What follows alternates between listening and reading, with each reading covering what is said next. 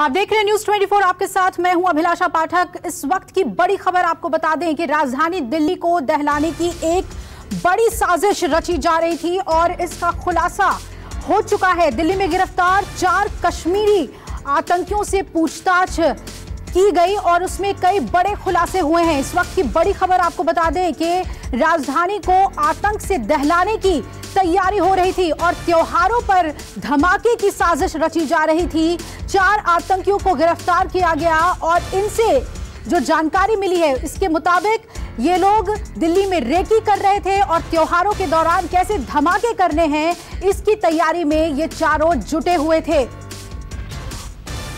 चारों की तस्वीर हम आपको लगातार दिखा रहे हैं। बाजारों की रेकी कर रहे थे ये लोग कि कोरोना होने के बावजूद भी अगर लोग त्योहार के दौरान जुटेंगे खरीदारी करने के लिए तो उन्हें निशाना बनाया जाएगा और दिल्ली को धमाकों से दहलाने की साजिश जो है वो नाकाम हुई है इन चारों की गिरफ्तारी से।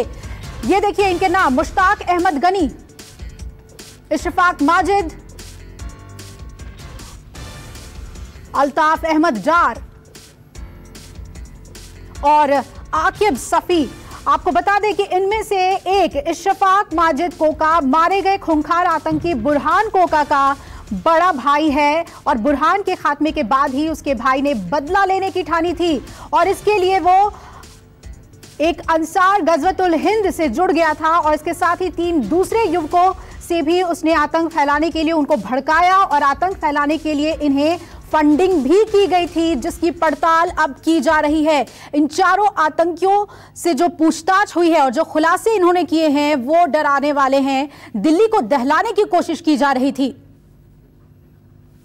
सीधा रुख करेंगे, मेरे सहयोगी वरुण सिन्हा जुड़ गए हैं ज्यादा अपडेट के साथ।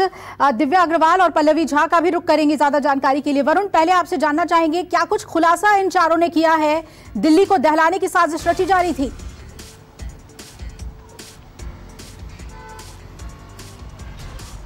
देखिए, निश्चित तौर पर एक बड़ी प्लानिंग के तहत ये लोग दिल्ली आए थे और कश्मीर से यहाँ पर आकर करीब हफ्ते भर से ज्यादा इन्होंने दिल्ली के मार्केट्स की रेकी की। सबसे पहले ये लोग लाजपत नगर गए, फिर सरोजनी नगर गए, करोल बाग हुए।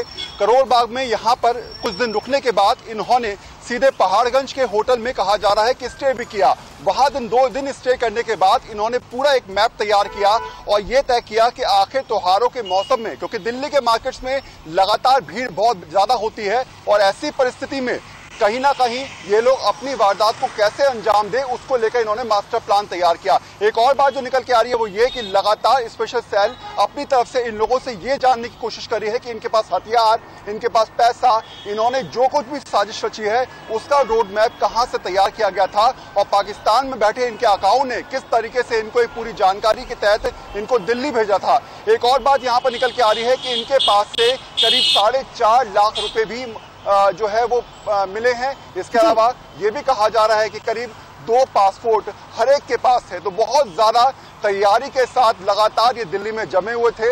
एक सोच थी कि 2005 में आपको याद होगा जिस तरीके से दिल्ली को त्योहारों के मौसम में दहलाया गया था, सेम उसी तरीके से दिल्ली को यहाँ पर वैसे हालात के तहत एक बार फिर से बम धमाके सीरियल तौर पर किए जाए। जी बिल्कुल वरुण, और दिव्या और पल्लवी भी मेरे साथ जुड़ी हुई हैं। दिव्या, आपसे जानना चाहेंगे कि जिस तरह के अपडेट सामने आ रहे हैं कि फॉरेन फंडिंग की बात इसमें सामने आ रही है, क्या जांच में सीधे इनके किसी विदेशों से किसी आतंकी संगठन से जुड़े होने की बात सामने आ रही है? क्या पुख्ता डिटेल्स दिल्ली पुलिस को हाथ लगे हैं? देखिए, अभी तो जांच हर एंगल से की जा रही है, लेकिन यहाँ पे अभिलाषा मैं दिखाऊंगी क्योंकि मैं यहाँ सरोजनी नगर मार्केट में खड़ी हूँ और यहाँ देखिए किस तरह से जो पुलिस सुरक्षा है वो बढ़ा दी गई है। जिस तरह से जो खबर आई है कि आतंकी पकड़े गए हैं और ये मंजर सोचिए कितना भयावह हो सकता था, क्योंकि 2005 में यही वो जगह है जहाँ पर 6:10 पे शाम को 29 अक्टूबर को बम धमाका हुआ था और अगर यहाँ पे बम की प्लानिंग सक्सेसफुल हो जाती तो सोचिए क्या मंजर होता। आप देखिए इस वक्त कितनी भीड़ है। कोरोना का जो डर है वो लोगों के लिए मजबूरी भी बन गया है।